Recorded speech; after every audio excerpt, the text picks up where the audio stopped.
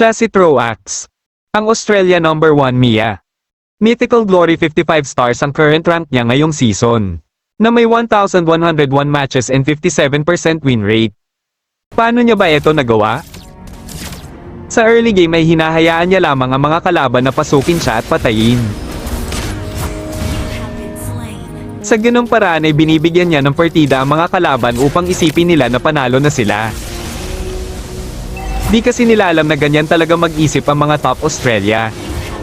Dito ay gusto ulit nilang patayin si Troax, ang kaso bigo sila dahil may ulti siya at ginamit niya ito pantakas. Subalit alam na ni Tigreal na wala na siyang ulti pantakas kaya sinubukan siyang pasukin sa tore at dahil matapang si Troax hindi siya umatras. Sa part na to ay hindi nagpatinag si Troax sa kalaban kahit pinasok na siya ni Tigreal ay di pa rin siya umatras hanggang napatay siya pero sinama naman niya sa hukay si Tigreal.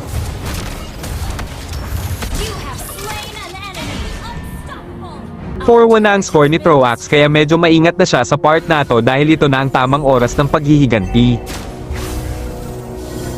Kung makikita nyo umaatres na siya sa tuwing may pumapasok na kalaban dahil party yun ng plano na magpapatay siya para mag-asim yung mga kalaban.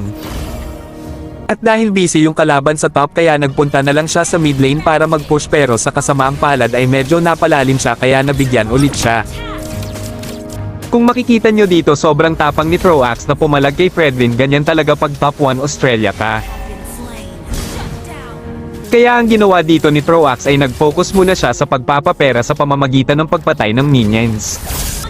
Sa paraang to ay ginamit niya na ang 50% ng kanyang utak para makahabol sa pera at item sa kalaban. Iba talaga mag-isip pag top 1 ka. Dito ay umiiwas muna siya sa gulo dahil focus muna siya sa pag-dep ng minions at ng Lord.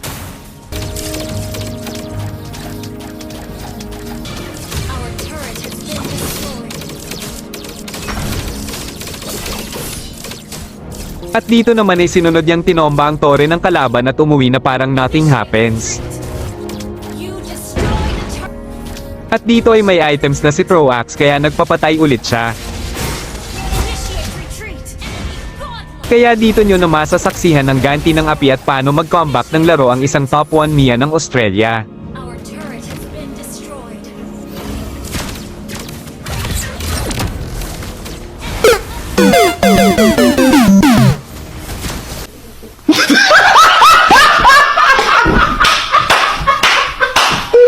Sa huli mga idolo ay matagumpay ang plano ni Troax na manalo ang kalaban.